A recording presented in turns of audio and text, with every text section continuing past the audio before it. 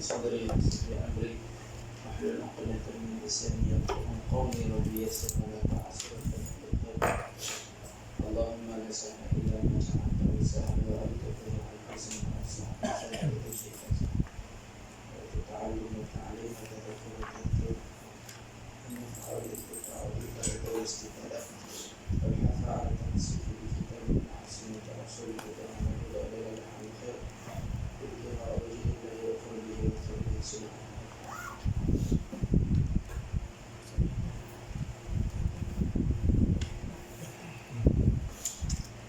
kita wajib ambil surat apa atas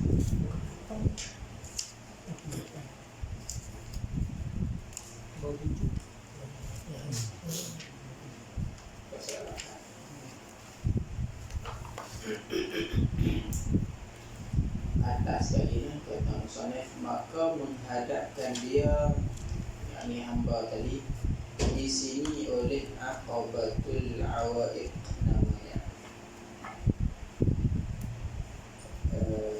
Jadi setelah selesai dua aqabah, iaitu aqabah ilmu dan aqabah taubah.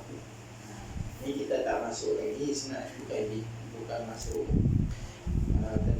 dalam aqabah lagi, cuma Imam Ghazali letakkan secara ringkas 7 aqabah. Aqabah yang pertama dia perlu tempuh ilmu, sebab ilmu tak akan ada ilmu ni lah kita kata punca bagi ibadah. Kalau tak ada ilmu maka tak boleh adanya ibadah. Kalau buat ibadah tanpa ilmu maka ibadah itu tertolak. Jadi kita tempuh aqabah yang pertama untuk kita beribadah. Selesai kita menuntut ilmu, kita ada ilmu, kita dah faham macam mana cara beribadah, kita tempuh pula aqabah yang kedua, iaitu aqabah at-taubah. Jadi tanpa taubat maka kita tak boleh beribadah. Sebab bila kita ada ilmu, kita reti, bila kita nak beribadah kita baru perasan kita ni dosa banyak. Kita ni dosa banyak. Macam mana kita nak berdepan dengan Allah kalau kita ni dosa banyak? Kan? Kalaulah kita ni baju kita kotor lepas buat rendang, kita baru lepas kita buat gerai, baju belum main kotor, tiba-tiba raja panggil mengadap. Bolehkah kita mengadap raja dengan pakaian kita yang kotor? Tak boleh. Kita kena balik, bersihkan dulu baju, tukar baju dulu, pakai yang elok baru boleh menghadap raja. Dalam ibadah kita nak menghadap raja bagi segala raja. Macam mana kita boleh datang nak mempersembahkan ibadah kita kepada Allah dalam keadaan hati kita ni penuh dengan kotoran dosa, dosa maksiat? Macam mana kita nak boleh duduk depan Allah sedangkan hati kita kotor? Malu kita dengan Allah. Oleh kerana itu kita perlu membersihkan hati kita. Itulah aqabah yang kedua yang perlu kita belajar. Nanti itu aqabah at-taubah. Kita perlu tanam sifat taubat. Taubat ini miftahul li kulli ibadatin, kunci bagi setiap ibadah. Setiap maqam ada taubat. Kulli maqam taubah. Maqam orang awam ni dia ada taubat dia. Maqam orang yang atas ini ada taubat dia. Maqam yang lebih tinggi ada taubat. Setiap maqam dia ada taubat. Dan taubat setiap maqam ni berbeza-beza. Ada orang yang taubat kerana takut kepada Allah, takutkan siksa Allah. Ada yang orang taubat kerana malu dengan Allah. Ada yang orang taubat kerana dosa. Ada yang orang taubat hanya kerana mensia-siakan diri dia dengan Allah. Dia lalai dengan Allah, dia taubat, astagfirullahaladzim, lupa dengan Allah. Itu pangkat-pangkat orang yang hebat. Jadi taubat ini sahabat kita, peneman kita sampai kita mati, sentiasa bertaubat. Hatta Nabi pun istighfar setiap hari kan. Itu maqam yang kedua. Macam mana kita nak jadikan diri kita ni at-tawwab, orang yang selalu bertaubat. Itu Imam Ghazali sebut di aqabah yang kedua. Kemudian bila dah habis dua aqabah, katanya maka menghadapkan dia di sini oleh aqabatul awaiq. dia dah habis dah. Ilmu dah ada di dada. Taubat, alhamdulillah, dia dah reti, dia dah kenal apa itu taubatun nasuh. Macam mana nak taubat nasuh, dia tahu. Dan dia dah berjaya berada di dalam maqam taubat. Dia dah berjaya membersihkan hati dia. Maka dia pun nak kembali ke jalan ibadah. Dia nak beribadah banyak-banyak, nak sembahyang, nak puasa dan sebagainya.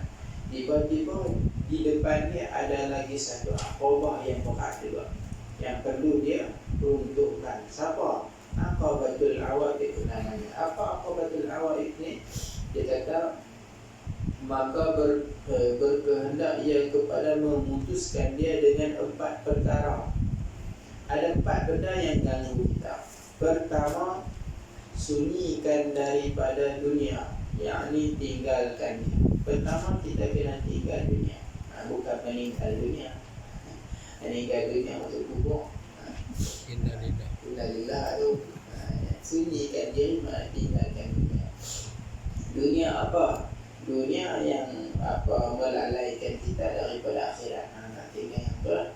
Sebab itulah di antaranya orang sufi zaman dulu berazlah mengikut cara Nabi kan. Nabi ketika mana sebelum Nabi mendapat wahyu, Nabi berazlah sehinggalah Allah asbab Nabi ni lepas azlah ni Nabi dapat wahyu. Nabi mensunyikan diri dia di dalam gua Hira, kan? Ada dalam gua Hira sampailah Allah turunkan wahyu kepada Nabi. Nabi pun berusaha. Sebab apa? Tak mau duduk dengan orang ni. Sebab ketika tu Arab Jahiliyah ni banyak dengan amalan-amalan yang kotor, yang tak elok. Jadi Nabi pun tinggal, tak mau. Jadi orang-orang soleh ni, bila dia tengok diri dia ni susah dalam ibadah, latihan pertama dia tinggal. Dia masuk ke Allah. Bukan duduk bagi mati ialah tu lah. Dia ada tempoh dia. Tempoh dia sampai hati ni mencapai satu tahap yang dia boleh mengawal dunia. Maka dia tinggal. Kita tak perlu pula sampai kita nak cari buah hari ni kan. Tapi kelebihannya orang dulu tidur dalam buah. Sebab banyak benda yang mereka belajar. Tak ada kenikmatan, tak ada kipas angin, tak ada keselesaan. Mereka masuk duduk bukan kita cari baik baik lah tu balik lagi nak membersihkan diri. Mereka masuk berusaha ibadah, duduk di dalam tu. Sebab apa? Situ tak ada orang, situ tak ada siapa-siapa. Dunia pun tak main pada dia. Yang ada hanya syaitan dan nafsu dia sahaja. Tinggal nak lawan yang ni sahaja. Kita ni dunia banyak ni. Dunia ni apa? Dunia ni ada dalam hati kita tu. Keinginan di dalam hati kita yang membuat-buat tu. Itulah dunia. Itu yang kita tak boleh nak buang tu. Bukan dunia tu maksudnya yang ada di luar-luar kita ni. Itu tak sebenarnya tak ada masalah pun. Yang bermasalah apabila dunia tu masuk dalam hati kita. Macam mana kita nak buang dunia daripada hati kita? Maknanya kita kena buang dari luaran kita dulu, baru boleh dia tak masuk dalam hati kita. Sebab tu orang soleh ni mensunyikan daripada dunia, dia tinggal. Dia tak mau dengan dunia. Susahlah ni cara Imam Ghazali ni, susahlah. Hari ni siapa boleh buat, alhamdulillah. Susahlah nak cari orang boleh buat lagu ni. Kecuali orang yang Allah boleh berkaitan. Dan kedua, asing daripada makhluk. Tinggal makhluk. Sebab makhluk pun mengganggu kita daripada ibadah. Banyaknya makhluk ni mengganggu kita daripada ibadah. Sebab bila duduk dengan makhluk, cerita dia pun macam-macam. Bila cerita macam-macam ni ganggu fikiran kita. Kita ni sebab apa yang kita tengok, apa yang kita dengar, dia akan masuk dalam hati. Dia akan bermain-main di dalam fikiran kita. Itu mengganggulah ibadah. Dalam hati kita ni ceritanya kita cerita tentang orang soleh. Orang nak menjadi orang yang soleh. Orang yang soleh ni hati dia hanya ada Allah. Dia tak mau masukkan apa benda pun. Atau sekurang-kurangnya dia tak mau banyak dalam hati dia selain daripada Allah. Tak mau dunia banyak duduk dalam hati dia, tak mau manusia banyak duduk dalam hati dia. Yang banyaknya Allah. Sebab itulah mereka tinggal manusia tak mau duduk dengan. Sebab itulah orang soleh ni kadang-kadang duduk dalam rumah dia saja. Dia tak keluar kan? Kecuali ada hajat dia keluar. Tapi dia balik dia duduk dalam rumah dia. Dia tak mau pergi mana-mana. Ini tempoh PKP baru dia kan duduk rumah. Baru dia tak mana buat uzlah. Uzlah ni mana kita tinggal. Sebab bila kita berjumpa orang, kita sembang dengan orang ada masalah. Bukan masalah kita, masalah dia dengan orang lain lah. Tapi dia cerita kat kita, masuk dalam kepala kita fikir. Benda ni menyebabkan kita ni lupa pada Allah. Kita dah fikir benda ni. Dunia, manusia menyebabkan hati kita ni tinggal lalai daripada Allah. Dan ketiga, melawan, berperang serta syaitan. Syaitan tu musuh kita. Ini semua mengganggu kita. Syaitan ni faham, dia memang suka kacau kita. Syaitan tak pernah tinggalkan kita. Dia seorang pemburu yang tak mengenal belah mangsa dia. Kita ni seringkali lupa dengan syaitan, tapi syaitan tak pernah lupa kepada kita. Usaha kadang dia lupa dengan perangkat kan, tapi perangkat tak pernah lupa dengan usaha. Itu syaitan. Dia setiap hari berusaha menggoda kita. Kalau kita berjaya kalahkan dia, dia guna cara dia. Kalau kita orang jahil, dia guna cara kejahilan kita. Kalau kita jadi orang alim, dia guna cara untuk menipu orang alim. Kalau kita jadi orang soleh, ada cara dia untuk tipu orang soleh. Sampai bila? Sampai kita mati.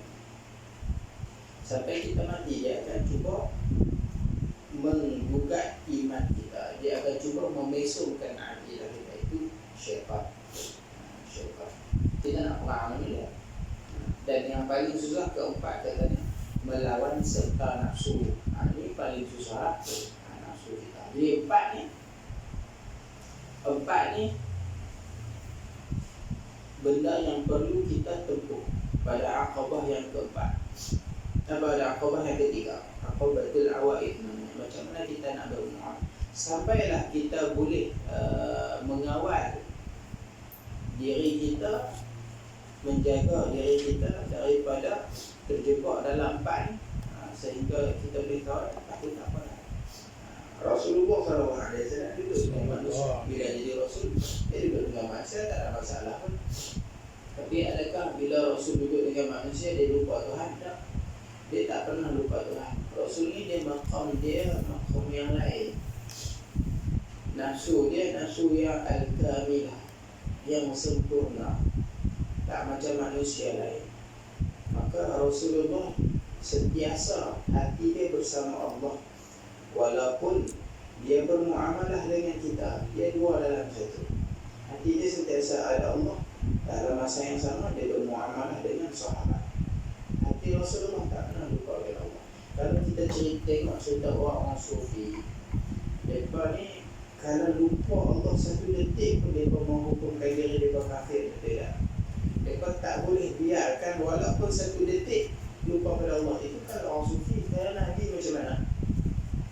Mestilah sentiasa hati Nabi dia tak sama. Dia tak sama macam kita. Kita ni ketika sembahyang kod-kod, ya Allah. Kod-kod. Waktu tak sembahyang kita sedekah ta'ala.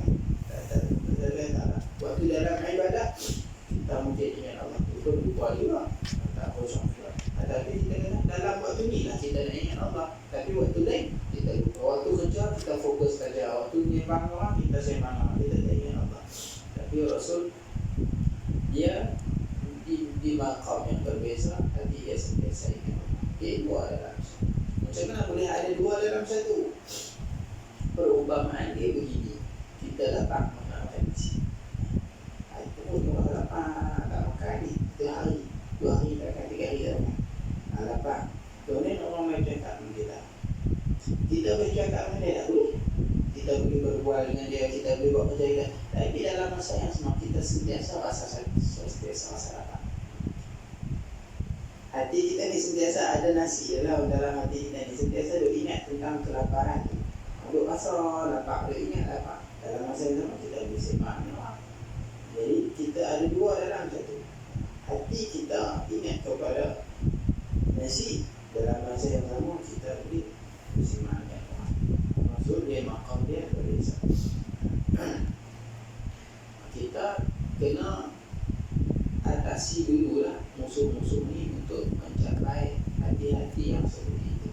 Katanya maka ada nafsu, maka ia atas rupa tubuhnya dan di dalam sekalian atrafnya, yakni tepi tubuhnya dan anggotanya. Nafsu ni macam mana rupa dia? Nafsu ni macam diri kita.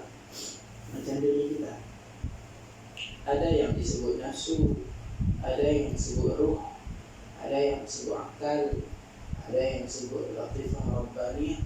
Dia ada banyak nama, tapi benda yang sama. Ruh dan nafsu pun sama. Akal dan nafsu benda yang sama.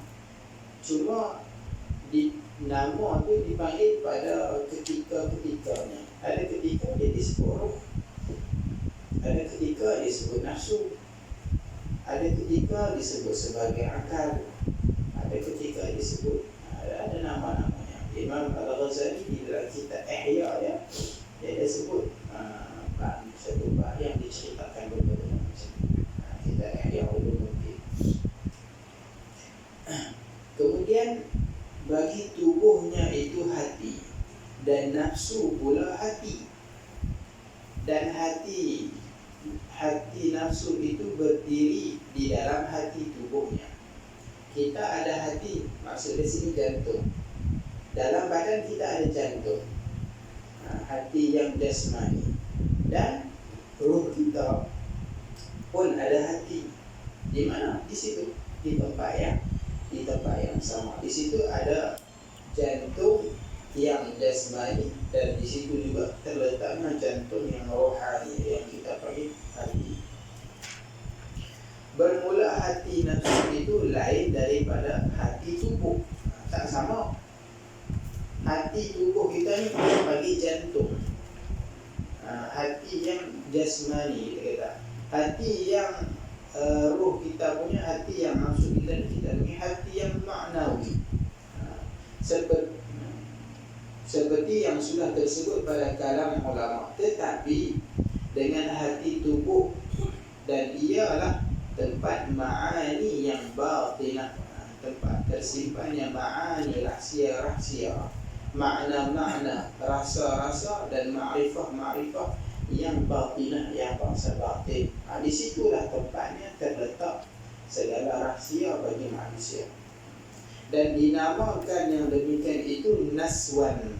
Ini bukan daripada teks kitab Minhajul Abidin, daripada maka adapun sampai dan adapun tu.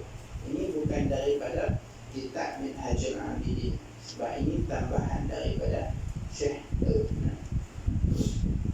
Syekh Daud dia ada tambahan sedikit tu, komentar dia tentang hati. Disebut sebagai naswan katanya. Naswan itu hati, hati yang ma'ani, hati yang ma'nawi, bukan hati jantung kita tu lah. Itu dari segi nama lah. Maka adalah ia nur yang berdiri di dalam hati manusia, dan terkadang dinamakan dia pada istilah ruh pula. Dia juga dinama naswan, dialah cahaya, dia juga dipanggil ruh. Itu nafsu kita ni. Dia ada banyak nama. Kadang-kadang orang belajar tentang benda ni macam-macam, tentang nama-nama, bezanya, akal bezanya. Tak ada masalah lah, kita boleh nak mengenal dia. Tapi yang lebih patut kita tahu bagaimana cara kita nak menangani dia. Dan nafsu sendiri dia ada beberapa martabat, dia ada beberapa peringkat, dia ada 7 peringkat. Yang kita sedia maklum. Dan nafsu inilah musuh yang paling kita susah nak berlawan dengan dia. Nafsu dan syaitan. Sebab apa? Sebab kita tak nampak dia. Kita tak nampak dia. Dan dia lah yang paling kuat memusuhi kita. Nabi kata a'da aduwika nafsaka allati baina jambaik. Musuh kau yang paling kuat memusuhi kau adalah nafsuka. Adalah nafsu kamu allati baina jambaik, yang ada di dalam diri kamu. Ini musuh kita paling kuat. Sebab apa? Sebab dia 24 jam memusuhi kita. Kita berperang dengan dia 24 jam, tak ada cuti. Kalau kita perang jihad, melawan berapa Portugis ke apa hukum ke apa, dia ada time-nya. Kan? Dia balik untuk ada ni. Kan? Waktu lawan, kita lawan. Sahabat perang dengan kafir, berperang daripada waktu dia perang, tapi daripada waktu rehat. Habis perang dia rehat. Ada time rehat, dia bukan 24 jam berperang. Tapi nafsu ni, dia tak ada masa, dia 24 jam. Dia 24 jam bersama kita. Sebab itu jihad akbar, jihad yang paling besar, Nabi kata jihad melawan hawa nafsu. Sebab dia lebih susah.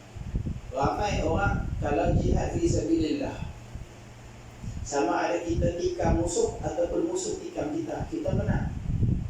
Kita tikam dia, kita dapat kemenangan.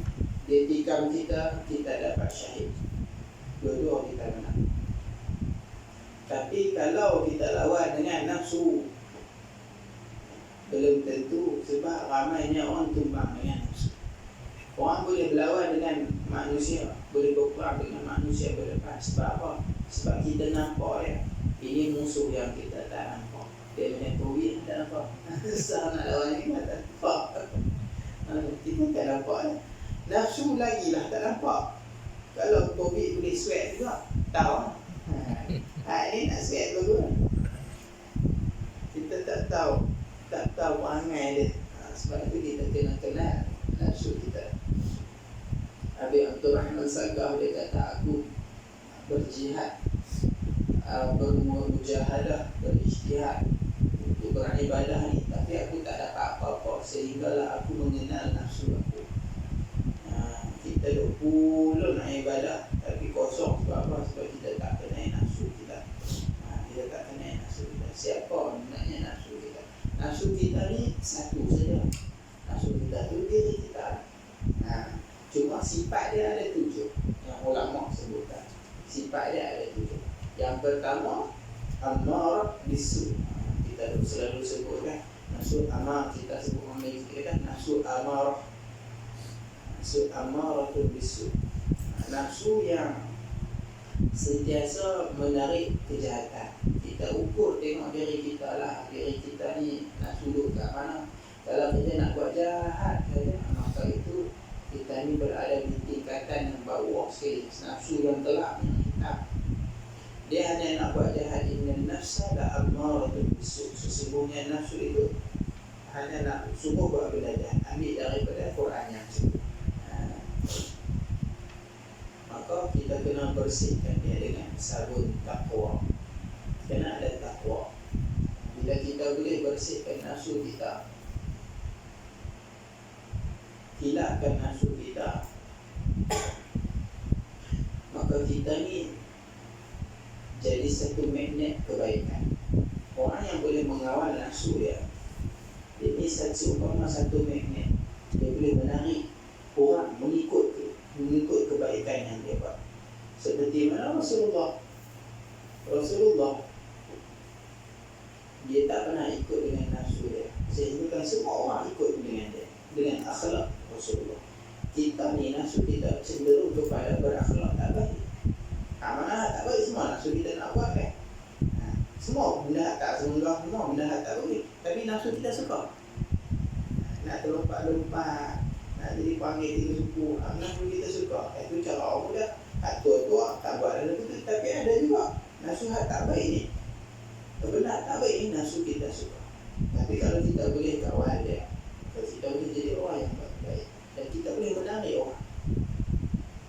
Ketika mana seorang sahabat datang kepada Rasulullah, dia sifat dia bahan. Mana yang bahan? Bila kata bahan, pemarah.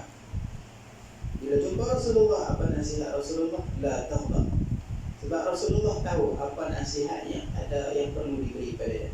Rasulullah dia tabibul qalbi, ya. Dia tabib, doktor hati.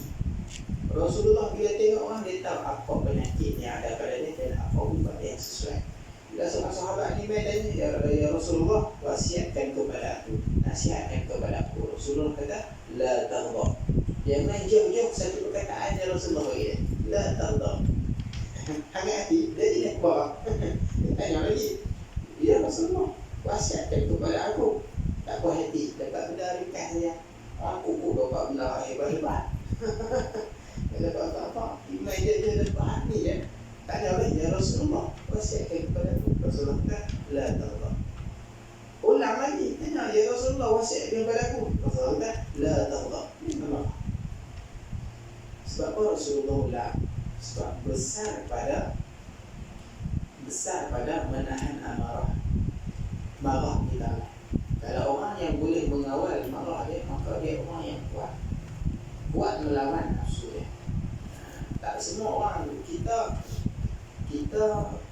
cukup mudah untuk meletih marah kita ni. Panas kita tu cepat naik temperature kita tu. Maklumlah tangki bocor mata ni, dia cepat panas.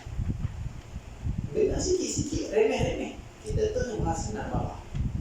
Kita terus rasa nak marah. Itu sifat semula jadi nafsu kita. Maka kita kena kawal benda ni.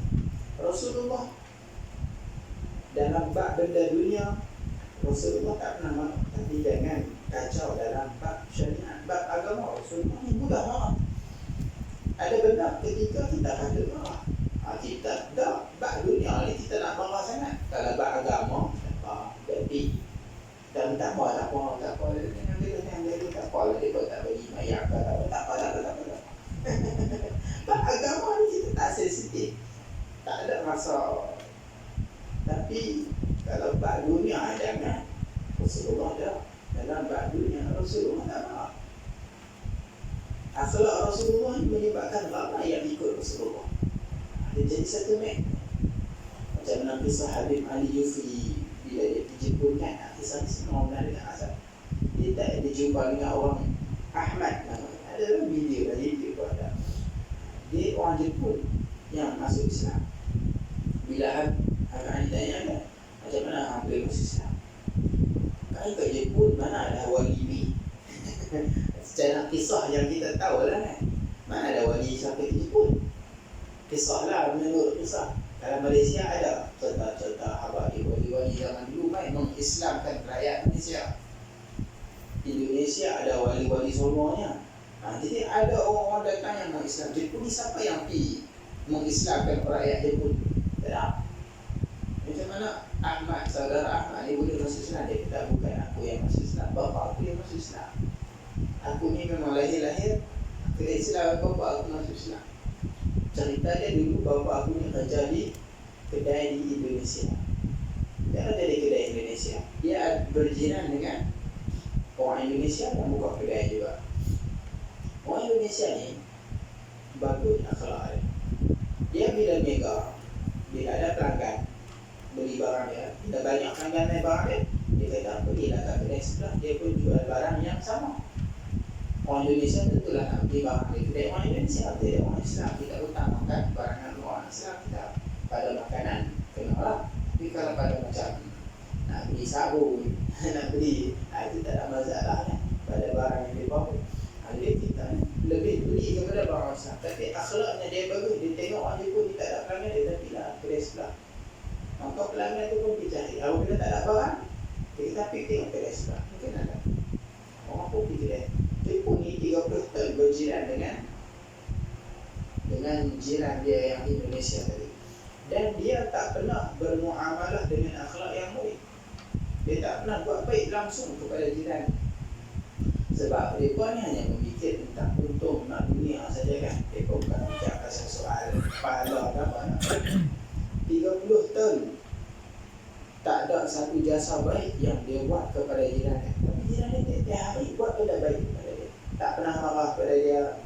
Tak tahu kalau dia buat apa-apa, buang sampah apa, tak pernah marah. Sampai akhirnya bila dia nak balik tu, tak puas hati nanti dia pergi jumpa. Bukan nak diminta maaf, tapi nak ditanya. Dia kata, aku ni 30 tahun jiran hang ni. Pasal apa? Hang tak pernah marah dekat aku. Hang selalu buat begini. Kenapa suka buat baik? Maka kata dia, bukan aku buat baik kerana aku nak buat baik, tapi kerana agama aku yang mengajar aku supaya aku berbuat baik. Maka dia ceritakan tentang agama Islam dan akhirnya lelaki pun tadi masuk Islam. Sebab apa? Akhlak. Orang yang boleh menahan marah kita kalau orang buat jahat kita tak apa. Kita suka nak membalas kan. Itu kita kata nafsu kita. Nafsu yang ammaratun bisu. Kalau kita boleh kawal, maka besar kelebihan kita. Nabi cukup tahan marah. Orang Badui banyak. Orang Badui ni dia pun kasar. Dia orang dulu dia tak ada adab. Dia pun nak main jumpa Nabi. Dia dengar kata Rasulullah ni Rasul tunaikan ajar semua orang. Pergi jumpa Nabi, tolak Nabi, pukul Nabi. Tapi buat apa? Ya Rasulullah, aku tak ada duit ni, nak duit. Ya Rasulullah, aku ada hutang ni, tolong bayar hutang aku. Tapi buat kasar kepada Nabi. Kita nak pergi minta tolong, kita ada elok. Ada pedak. Ini cakap-cakap orang Badui ni macam tu. Tapi Rasulullah tak pernah marah. Itu akhlak Rasulullah. Ini yang kita nak contohi. Imam Ghazali meletakkan benda-benda ni di tempat dia. Nafsu kita terambah itu isu. Kalau kita dah boleh bereskan nafsu amarah kita, maka tingkatan dia berubah kepada nafsu yang kedua, dipanggil apa? Nafsu al-lawwamah. Diambil daripada apa? Wala uqsimu bin nafsil lawwamah. Surah Al-Qiyamah. Kenapa nafsu itu dipanggil nafsu al-lawwamah? Sebab nafsu ni dia sentiasa mencela diri dia. Lawwamah ni makna mencela. Dia suka mencela diri dia. Bila dia buat benda jahat, jahatnya aku, teruknya aku. Dia sedar diri dia jahat, tapi dia tak mampu juga tu dia buat agak jahat. Dia sedar dia buat benda jahat, maka dia malu duduk mencela diri dia, tapi dia tak ada mengulangi. Ini nafsu dipanggil lawwamah. Apabila kita mujahadah, bersihkan dia akan naik lagi tingkatan, dipanggil mulhamah kan. Nafsu mulhamah yang diambil daripada Al-Quran juga. Fa'alhamaha fujuraha wa taqwaha. Fa'alhamaha, maka mengilhamkan kepadanya fujuraha wa taqwaha. Yang mana yang fujur, yang mana yang taqwa, yang mana yang maksiat, yang mana yang baik. Itu nafsu yang sentiasa mendapat ilham. Nafsu yang sentiasa mendapat ilham daripada Allah dipanggil nafsu mulhamah.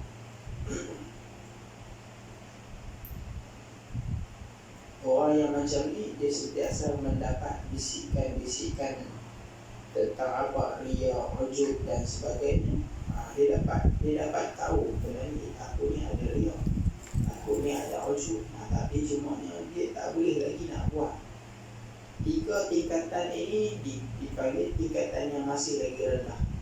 Ammarah bisu, lawwamah, mulhamah. Tiga ini tingkatan rendah, tak selamat lagi. Sehinggalah kita naik kepada tingkatan yang seterusnya, dipanggil mutmainnah. Ini baru tingkatan yang baik. Nafsu, orang yang berada di nafsu ini dipanggil orang yang soleh, orang yang baik. Dipanggil nafsu mutmainnah yang diambil daripada ya ayyatuhan nafsul mutmainnah irji'i ila rabbiki radiyatan mardiyah. Juga dalam ayat ini dia dikeluarkan tiga nafsu: mutmainnah, radiyah, mardiyah. Itu tiga tingkatan nafsu yang diambil daripada ayat yang sama. Mutmainnah itu salah satu daripada tingkatan nafsu yang mana? Tingkatan yang bagus. Kalau siapa boleh sampai nafsu mutmainnah ni, Tuhan jemput dia masuk ke dalam syurga. Tuhan panggil, ya ayyatuhan nafsul mutmainnah, wahai nafsu yang tenang, jiwa yang tenang, kembalilah kepada Tuhanmu. Radiyatan mardiyah, al-keadaan rida meridai. Fadkhuli fi ibadi wa dkhuli jannah. Tuhan jemput kita masuk syurga ketika mana kita ada nafsu yang sendiri. Macam mana nak latih nafsu ni? Nafsu kita ni kena perang. Dia nafsu dia tak macam syaitan. Syaitan ini dia kita umpamakan seperti orang dewasa, dia matang fikirannya. Umpamanya begitu. Sebab bila kita pangkah dia, kita kerah dengan dia, dia tunduk. Itu, tapi dia ada banyak hilang. Itu macam dia ni cik syaitan ni, dia macam orang dewasa, macam anak-anak dah besar. Bila dia nak buat, kita kata abang tak boleh buat, abang tak bagi, okey, dia pun semua tak bagi, dia tahu ada garang macam ni, dia tak buat. Tapi dia ubah cara lain pula. Syaitan dia macam tu, dia lah. Kita kata jangan ikut ni, dia masuk ikut ni. Kita kata tak boleh ikut ni, dia masuk ikut ni. Dia tak boleh ikut ni, dia main ikut depan. Tak boleh ikut depan, dia main ikut belakang. Tapi dia tak kerah. Dia tak kerah. Yang jenis kerahnya nafsu. Sebab tu kita tengok keinginan kita. Kalau nak jenis kerah-kerah dengan itu, maknanya daripada nafsu. Nafsu ni macam budak. Macam budak kecil. Dia kuat menyebab. Kita kata tak boleh, dia kata nak juga. Kita kata tak boleh, dia nak juga. Kat supermarket tu lagi tak beli mainan kat dia buat kerah tu. Kita tarik tangan dia, dia buat kerah kaki. Kena direct dia gelap. Ya, boleh-boleh sama supermarket. Sebenarnya nafsu kita macam tu. Nafsu ni keinginan dia, lagi kita tak apa, dia duduk nak. Kita lawan dia macam mana pun, dia duduk nak. Itu nafsu. Nafsu. Sebab itu ulama ni dia ada tips-tips dia. Sebab dia buat pengalaman, dia buat mujahadah lama. Macam mana cara dalam ilmu nak membersihkan hati ni, dia sebahagiannya lebih kepada eksperimen. Orang-orang soleh dulu dah buat eksperimen macam-macam. Macam mana cara nak jadi hati yang bersih, macam mana nak sampai hati yang seperti nafsu yang mutmainah. Macam-macam cara buat. Kaedah tu ada macam-macam. Sebab tu jalanan orang tersebut berbagai-bagai. Ada yang uzlah, ada yang disiram jadi hamba orang, ada yang dipotong kayu. Macam-macam cara dia pun nak melatih dia macam mana nak tundukkan nafsu dia. Ada yang berjaya, ada yang tak berjaya, ada yang cepat, ada yang lambat. Banyak eksperimen, tapi di antara orang yang paling berjaya adalah Imam Al-Ghazali. Dia dikitabkan bagaimana cara dia nak mengatur nafsu dia. Di antara pesan ulamanya, di antara benda yang boleh kita didik nafsu kita ni dengan berpuasa. Sebab apa? Ini daripada Nabi. Kan Nabi kata, wahai orang-orang muda, kalau ini Nabi pesan cara macam mana nak menangani nafsu. Dia kata, kamu kena kahwin kalau kamu mampu. Kamu kahwinlah kalau kamu mampu. Tapi kalau kamu tak mampu, maka berpuasa. Ikut syarat-syarat macam mana kita puasa yang sepatutnya lah. Maka puasa ni boleh menundukkan nafsu. Tapi kita puasa tak kena nafsu dulu. Sebab apa? Sebab tak kena. Itu cara. Itu maknanya kita puasa tak kena cara. Sebab tu nafsu kita tak tunduk. Kata ulama, dia macam binatang juga. Nafsu kita ni liar macam binatang. Macam mana kita nak tundukkan binatang yang liar? Macam mana kita nak tundukkan binatang kita? Binatang tu rimau ke, anjing ke, kalau kita tangkap buah-buah tu, macam mana kita nak tundukkan dia? Kita jangan bagi dia makan. Kita jangan bagi kita ikat dia. Kemudian kita jangan bagi dia makan. Sampai dia lapar, kita bagi sikit. Dia lapar lagi, kita bagi dia sikit. Kemudian kita biar dia lapar lagi, kita bagi dia sikit. Lama-lama dia akan tunduk kepada Tuhan. Sebab dia tahu, time lapar tak ada siapa boleh bagi dia makan. Tuhan dia saja yang boleh makan. Sehingga akhirnya memang gitu kan, cara nak tundukkan binatang yang liar. Mula-mula memang dia, tapi lama-lama dia akan tunduk. Akhirnya dia tunduk kepada kita. Sebab dia tahu, dia lapar macam mana pun dia tak dapat makan. Kecuali Tuhan dia kena bagi. Dan dia hanya dapat sikit. Dan akhirnya dia akan tunduk. Begitulah nafsu. Tundukkan dia dengan lapar. Tundukkan dia dengan lapar. Tapi kita buka puasa tu banyak makan banyak pula tak jadi. Dia buka puasa tu pun sikit. Puasa ni dari segi kesihatan banyak kelebihannya. Bahkan ada orang yang kan cara perubatan hanya dengan berpuasa. Berpuasa kan, puasa 14 jam tak makan. Maksudnya bukan puasa lah, maksudnya dia tak makan 14 jam. Makan hanya setelah 14 jam. Ada orang hanya makan sehari sekali. Itu makan. Ada yang orang makan 2 kali sehari, makannya sikit. Badannya sihat. Rasulullah ajak sahabat makan sikit. Orang Zubi dia makan sikit, maka ada kesihatan badan. Ada sistem, sebab sistem badan kita ni apa? Dia ada sistem dia kan. Sebab apa kita selalu lapar? Sebab kita selalu makan. Bila kita makan, maka badan kita ni automatik. Bila time kita makan, dia akan merembaskan dia punya asid. Jadi kita untuk memudahkan makan. Tapi hari kita tak makan, dia tetap mengeluarkan benda yang sama sehingga kita rasa kelipu, lapar. Sebab kita dah biasa. Kalau ada orang yang dia buat, kita kata reset balik badan dia, hard reset lah. Dia buat macam mana? Kali ini perubatan sebut 3 hari dengan makan, maka dia akan reset semula badan kita ni semua. Sebab tu orang yang kalau ada orang kena penyakit kencing manis dan sebagainya, dia buat, ada yang buat sampai seminggu tak makan, minumlah tapi tak makan. Maka badan dia pada pasian, putus semua segala penyakit. Maka itu terbukti daripada kajian dan ada orang buat. Tapi kita dah tiba-tiba tak makan apa itu ni. Latihan dulu lah kan. Latihan mula-mula aku makan sehari 2 makan 2 kali, kemudian sekali dan seterusnya. Kita hanya boleh cerita kerana kita tak buat. Kita pun tak buat, kita cerita je tak buat. Alhamdulillah kalau saya boleh buat. Yang nak buka pondok tu, yang saya bagilah mesej tu, sekarang sebelum dia dari dulu, daripada saya kenal dia saya mengaji sampai ke hari ni, dia tak pernah tinggal puasa 3 bulan tu. Sejak Syaban, Ramadan, Syawal sampai dia tak pernah. Lama 12 tahun dah dia buat puasa ni. Ada orang boleh buat, ada orang istiqamah, kata dah memang dia tak boleh. Dia dari dulu dia istiqamah. Orang yang ada puasa ni badan dia sihat. Dia lebih bagi untuk perubatan Islam pun.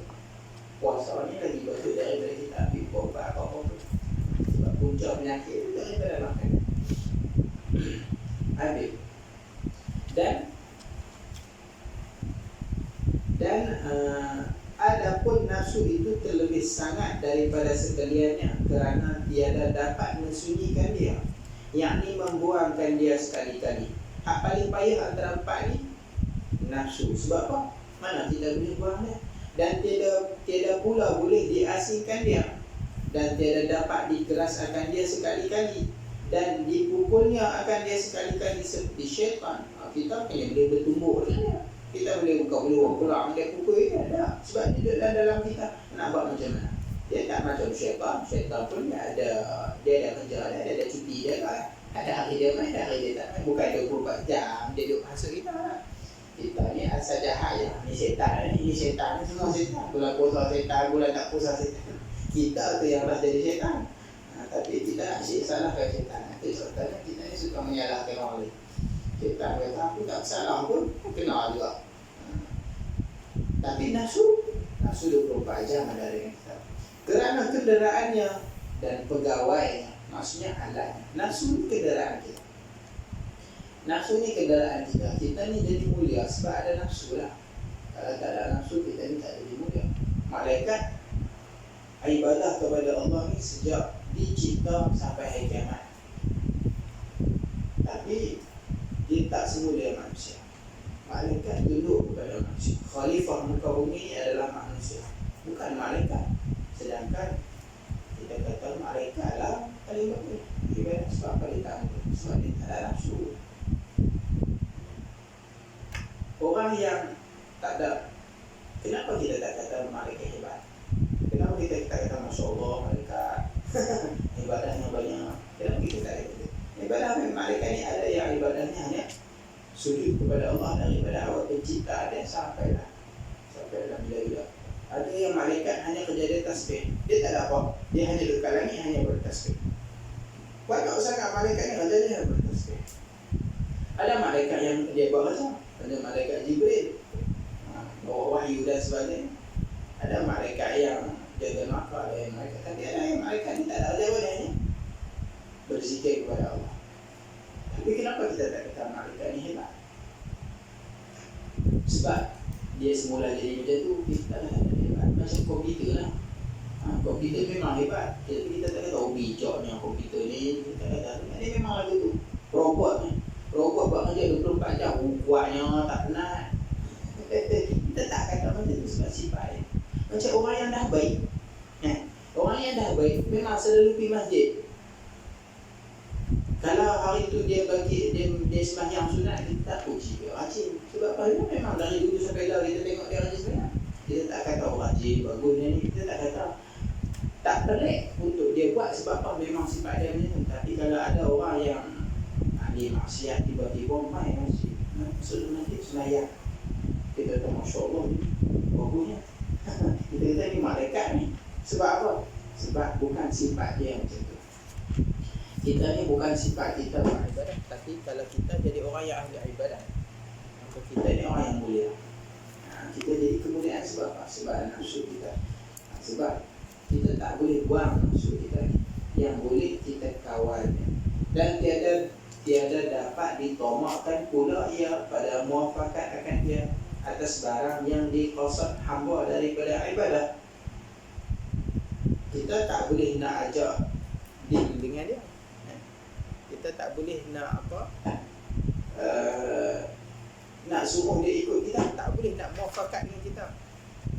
Kalau kita kata malam ni kita nak bangkit sembahyang tahajud, nafsu kita nak ikut? Tak ikut. Kalau kita kata bulan ni kita nak puasa, nafsu kita nak ikut?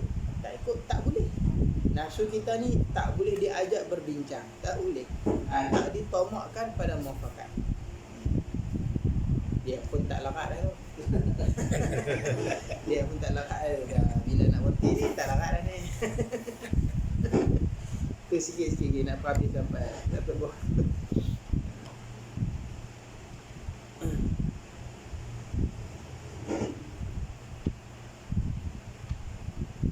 Dan dihadapkan atasnya kerana ia diperangaikan atas lawan kebajikan seperti hawa dan ikutannya. Nafsu ni, perangai dia memang semula jadi macam tu. Jadi susah kita nak suruh dia ikut kita. Tapi kita boleh didik dia lah. Orang yang boleh, orang yang kawal tak ikut nafsu ni, Allah bagi kelebihan.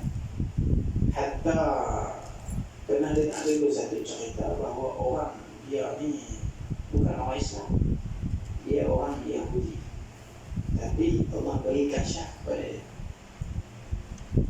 Dia kasyaf. Kasyafnya apa? Allah bukakan hijab. Kita tak boleh tengok sebab ada hijab. Roh kita ada power sebenarnya, dia just komen, boleh tengok atau boleh bidik pun. Tapi oleh kerana dia duduk dalam keadaan kita, maka dipenuhi dengan hijab, dibatasi penglihatan roh kita dengan mata kita. Maka kita hanya nampak depan-depan ni. Kita di luar di belakang tadi kita tak nampak. Tapi orang yang sentiasa melawan nafsu dia, Allah bagi kekuatan kepada sini, dia boleh pandangan dia boleh menembusi hijab. Hatta berlaku pada orang kafir. Dia ni kasyaf. Bila orang tanya dia, dapat macam mana kasyaf? Dia kata, aku seumur hidup dia kata, aku tak pernah layan nafsu. Kalau nafsu aku kata tak, maka aku tak buat. Kalau nafsu aku kata tak mau, aku buat. Sehinggalah aku dapat benda ni, kekuatan spiritual ni. Sampai macam tu dapat. Itu cerita orang kafir. Macam mana kalau orang Islam? Lebih lagi, ada diceritakan dulu, diceritakan bahawa ada seorang lelaki, dia unta dia mati. Contohnya Nabi Umar, unta dia mati. Bila unta dia mati, bukan sebelah, mati bangkai. Bahasa rugi lah, seekor unta pun mati. Kita kalau lembu pun berapa ribu, seekor unta lagi banyak. Rugilah mati macam tu. Jual tu tak, apa pun tak lah. Makan pun tak boleh. Bila dia bahasa rugi macam tu, dia pun dah kena. Dia potong-potong daging tu tadi, dia jual. Dia tak bagi dagang. Dah dia jual orang kan, sembelih dah lah. Orang beli. Ada sekumpulan orang beli nak buat makan-makan. Dia beli dan ada orang soleh yang serta dengan dia makan terus. Untuk guru dia buat. Bila masak jamu nak makan, Orang soleh ni bila dia makan itu dia ludah. Bila dia ludah, dia pun bangun, dia tinggal, dia tak makan. Orang-orang anak-anak muda dia tengok lagu tu, makan tak makan juga. Masih buat tu saya tak makan ni, tak kenal ni, ada benda tak kenal. Dan dia pun pergi tanya penjual tadi, dia kata, apa kita agak punya sebenarnya curi ke apa ni? Bagi tak dia.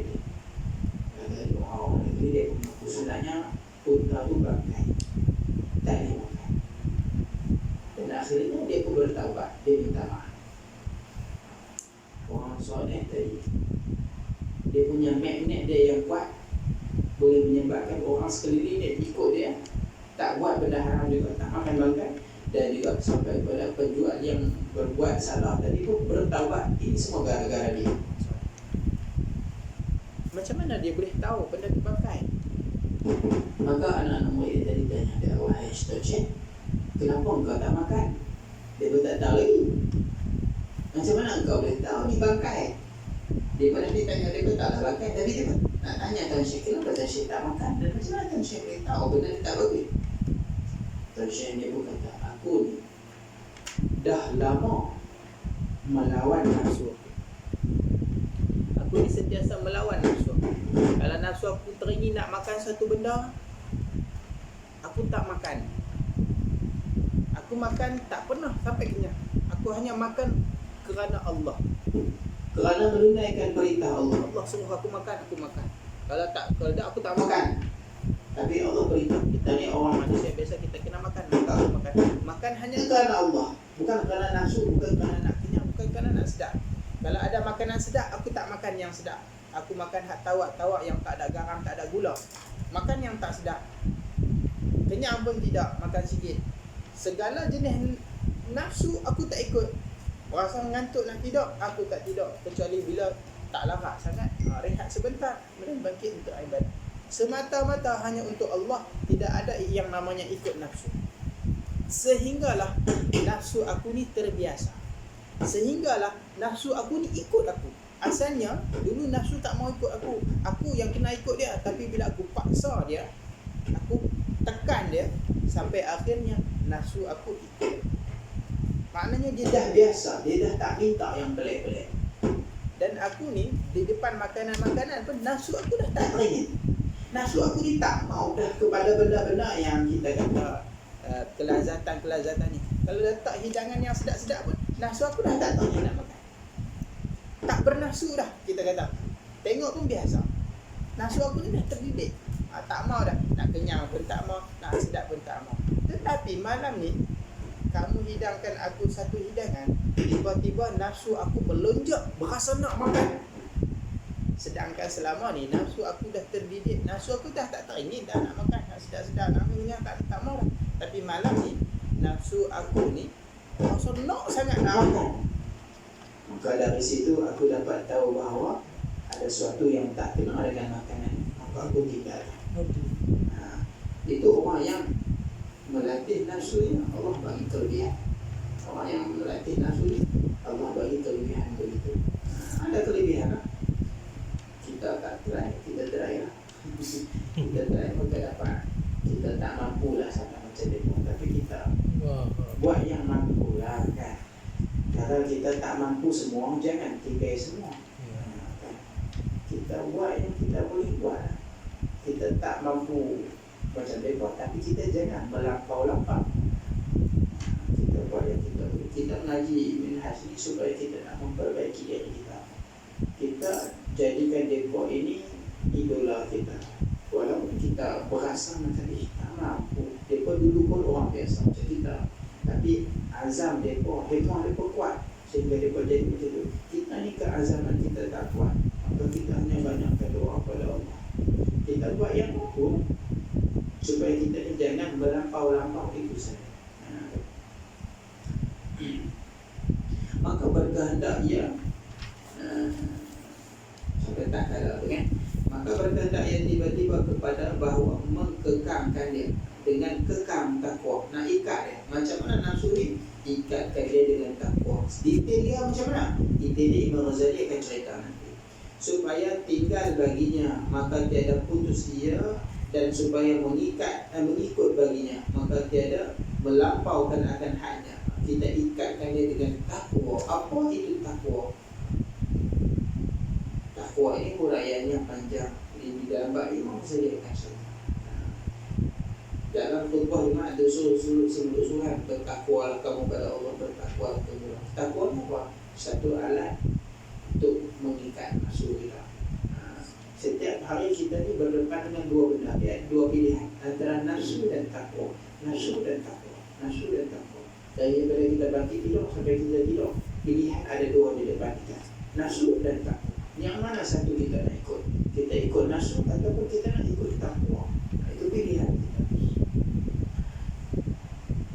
Maka dipakaikan dia pada yang patut dan yang cerdik-cerdik, mana yang baik-baik, dan ditegahkan dia daripada kebinasaan dan daripada fasad. Hal mana yang tak elok kita tinggalkan. Bila kita kekang nafsu kita, maka ketika itu kita ini seperti magnet menarik benda kebaikan. Jalbul masalih, dimana kita ni akan menarik benda baik. Bila mana kita ni kekang nafsu kita, seperti mana cerita-cerita yang kita ceritakan, seperti mana ada Rasulullah, dia boleh menarik semua. Kenapa?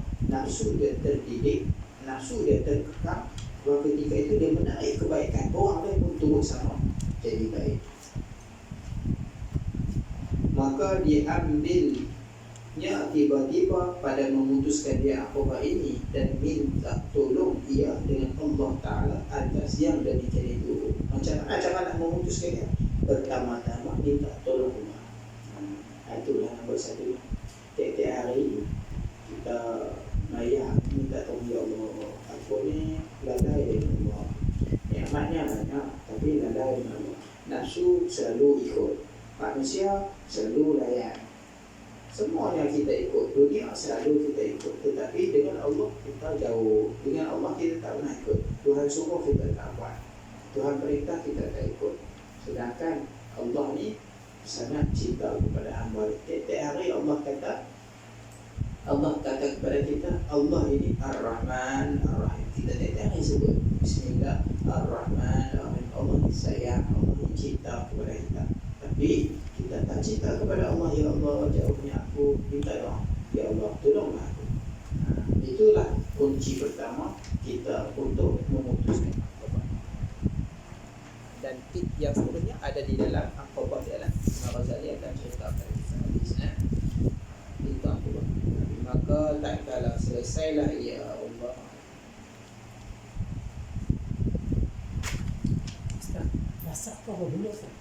Penjelasan daripada fasad. Fasad apa benda? Mana fasad? Fasad, kerosakan. Kerosakan. Fasad makna kerosakan. Kalau fasid maknanya benda yang rosak ataupun orang yang rosak. Kalau fasiq dengan huruf qaf itu orang yang maksiat, ahli maksiat, dia panggil fasik. Fasik orang Malaysia dia kata fasik, bukan fasid. Orang putihnya dia kan fasik dia ada fas.